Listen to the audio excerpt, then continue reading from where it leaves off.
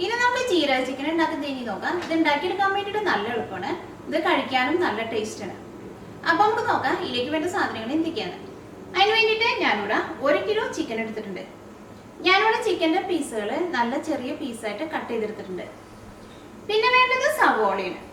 അതിന് വേണ്ടിയിട്ട് ഞാനിവിടെ ഒരു മീഡിയം സവോള, അതും നല്ല ചെറുതായിട്ട് കട്ട് ചെയ്തെടുക്കണം. പിന്നെ ഇഞ്ചി വേണം. അതിന് വേണ്ടിയിട്ട് ഒരു വലിയ കഷ്ണം ഇഞ്ചി ചതച്ചെടുത്തിട്ടുണ്ട്. പിന്നെ 10 വലിയ വെളുത്തുള്ളി ചതച്ചെടുത്തത്. ഇഞ്ചി ഇങ്ങനെ ചതച്ചെടുത്ത് കഴിയുമ്പോൾ അത് അല്ലി പോലെ വിടർത്തിയിടണം. അല്ലെങ്കിൽ ആ കറിയുടെ അതെല്ലാവരും കൂടിയിട്ട് കട്ട പിടിച്ച പോലെ കിടക്കും. ഈ കറിയിലേക്ക് നമുക്ക് മെയിനായിട്ട് വേണ്ടത് ജീരകത്തിൻ്റെ പൊടിയാണ്. അതിന് വേണ്ടിയിട്ട് ഞാനിവിടെ ജീരകത്തിൻ്റെ പൊടി എടുത്തിട്ടുണ്ട്. ഈ കറിയിലേക്ക് ജീരകത്തിൻ്റെ പൊടിയും ചേർക്കുന്നുണ്ട്, ഫ്രഷ് ആയിട്ടുള്ള ജീരകവും ചേർക്കുന്നുണ്ട്. ഞാനിവിടെ പൊടിയായിട്ടും ഫ്രഷ് ആയിട്ടുള്ള ജീരകം എടുത്തേക്കുന്നത്, ചെറിയ ടൈപ്പ് ജീരകമാണ് എടുത്തേക്കുന്നത്. ഇനി ഇതിലേക്ക് നമുക്ക് വേണ്ട മസാലപ്പൊടികൾ. അതിന് വേണ്ടിയിട്ട് മഞ്ഞൾപ്പൊടി വേണം. പിന്നെ വേണ്ടത് മല്ലിപ്പൊടിയാണ്. പിന്നെ മുളകിൻ്റെ പൊടിയും വേണം. ഈ കറിയിലേക്ക് നമ്മൾ ഗരം മസാല ചേർക്കണില്ല. ഈ കറിയിൽ ജീരകത്തിൻ്റെ ടേസ്റ്റ് ആയിരിക്കും നമുക്ക് എടുത്തറിയാൻ വേണ്ടിയിട്ട് പറ്റാം. പിന്നെ ഞാനിവിടെ കുരുമുളകിൻ്റെ പൊടി എടുത്തിട്ടുണ്ട്. അപ്പോൾ നമുക്ക് നോക്കാം ഇതെങ്ങനെ കറിയാക്കാന്ന്. ഇത് കറിയാക്കാൻ വേണ്ടിയിട്ട് ഒരു പാൻ വെച്ചിട്ട് ചൂടാക്കുക. ഇതിലേക്ക് ആവശ്യത്തിന് ഓയിൽ ഒഴിക്കുക. ഈ ചൂടായ ഓയിലിലേക്ക് ആദ്യം ജീരകം ഇട്ടിട്ട് നന്നായിട്ടൊന്ന് മൊരിയിക്കണം.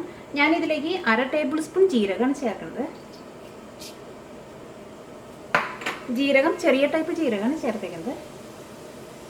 അപ്പോൾ ഇത് ഓയിലിൽ കിടന്നിട്ട് നന്നായിട്ട് മൊരിഞ്ഞിട്ടുണ്ട്. ഇതിലേക്ക് സവോളയും ഇഞ്ചിയും വെളുത്തുള്ളിയും ചേർക്കാം.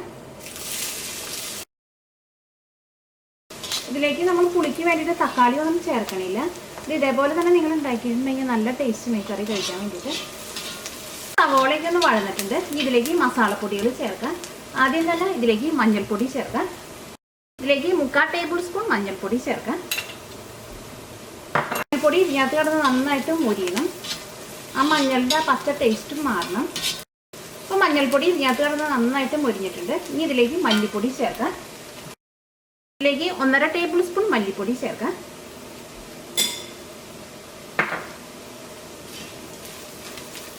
മല്ലിപ്പൊടി ഇതിനകത്ത് ഇട്ടിട്ട് നന്നായിട്ട് മൊഴിക്കണം. അത് കഴിഞ്ഞിട്ട് വേണം ഇതിലേക്ക് മുളകിൻ്റെ പൊടി ചേർക്കാൻ വേണ്ടിയിട്ട്. ജീരകത്തിൻ്റെ പൊടി നമുക്ക് ലാസ്റ്റ് ചേർക്കാം. അപ്പോൾ മല്ലിപ്പൊടി ഇതിനകത്ത് കിടന്ന് നന്നായിട്ട് മൊരിഞ്ഞിട്ടുണ്ട്. ഇതിലേക്ക് മുളകിൻ്റെ പൊടി ചേർക്കാം. മുളകിൻ്റെ പൊടി നിങ്ങളുടെ എരിവിനനുസരിച്ചിട്ട് ചേർക്കാം. ഞാൻ അതിലേക്ക് 2 ടേബിൾ സ്പൂൺ മുളകിൻ്റെ പൊടി ചേർക്കുന്നുണ്ട്. മുളകിൻ്റെ പൊടിയും ചേർക്കാം. ഇതിലേക്ക് 3/4 ടേബിൾ സ്പൂൺ കുരുമുളകിൻ്റെ പൊടി ചേർക്കുന്നുണ്ട്.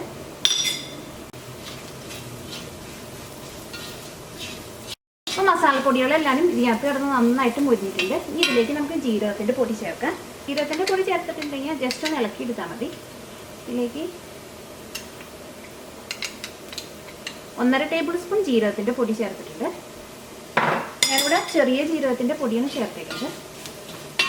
ഇതൊന്ന് ഇളക്കി കഴിയുമ്പോൾ ഇതിലേക്ക് ചിക്കൻ ചേർക്കാം. ജീരകത്തിൻ്റെ പൊടി കുറേ നേരം ഇട്ടിട്ട് മൊരിക്കരുത്. ഈ ചിക്കനിലേക്ക് ആവശ്യത്തിന് ഉപ്പ് ചേർക്കാം. ഇതിങ്ങനെ മിക്സ് ചെയ്തെടുക്കുന്ന സമയത്ത് തീ നന്നായിട്ട് കുറച്ച് വയ്ക്കും.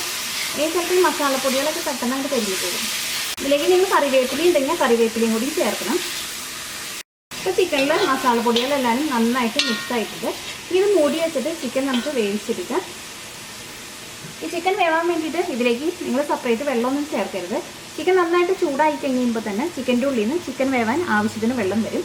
ഇതൊരു മീഡിയം ഫ്ലെയിമിലിട്ടിട്ട് മൂടി വെച്ചിട്ട് വേവിച്ചെടുക്കുക. ഇത് കഴിഞ്ഞിട്ട് ചിക്കൻ്റെ ഉള്ളിൽ നിന്ന് വെള്ളമൊക്കെ നന്നായിട്ടൊന്ന് വന്നു കഴിഞ്ഞ് കഴിയുമ്പോൾ പിന്നെ തീ ഒന്നും കൂടി പതുക്കെ ഒന്ന് കൂട്ടി വയ്ക്കാം.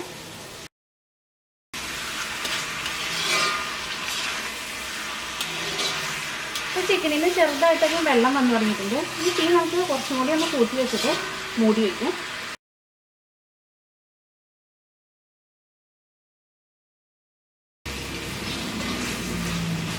ഇപ്പോൾ ജീരക ചിക്കൻ റെഡി ആയിട്ടുണ്ട്. ഈ ചിക്കനൊക്കെ നന്നായിട്ട് വെന്തിട്ടുണ്ട്. ഇനി നമുക്ക് ഫ്ലെയിം ഓഫ് ചെയ്യാം. ഈ കറിയുടെ പ്രത്യേകത എന്താണെന്ന് വെച്ചിട്ടുണ്ടെങ്കിൽ ഇതിലേക്ക് നമ്മൾ ആ ജീരകത്തിൻ്റെ പൊടി ചേർക്കണത് കൊണ്ടായിരിക്കാം ചിക്കൻ ഇതേപോലെ നമ്മൾ കറി വെച്ചിട്ടുണ്ടെങ്കിൽ ചിക്കൻ നല്ല സോഫ്റ്റ് ആയിട്ടിരിക്കും. ഇനി ഇതിലേക്ക് ഗരം മസാല ചേർക്കണ്ടെന്ന് പറഞ്ഞത് എന്തുകൊണ്ടെന്ന് വെച്ചിട്ടുണ്ടെങ്കിൽ ജീരകത്തിൻ്റെ ടേസ്റ്റാണ് ശരിക്കും എടുത്തറിയേണ്ടത്. നമ്മളെല്ലാ ചിക്കൻ കറിയിലും ഗരം മസാല ചേർത്തുണ്ടാക്കുമ്പോൾ എല്ലാ കറിക്കും സെയിം ടേസ്റ്റ് ആയിരിക്കും. അപ്പോൾ അതുകൊണ്ട് ഈ കറിയിലേക്ക് നിങ്ങൾ ഗരം മസാല ചേർക്കാണ്ട് ഇതേപോലെ ഉണ്ടാക്കി നോക്കാം. ഒരു പ്രത്യേക ടേസ്റ്റാണ് ഈ കറിക്ക്. ഈ കറി എൻ്റെ വീട്ടിലെല്ലാവർക്കും നല്ല ഇഷ്ടമുള്ള ഒരു കറിയാണിത്. ഇത് ഉണ്ടാക്കിയെടുക്കാനും നല്ല എളുപ്പമാണ്.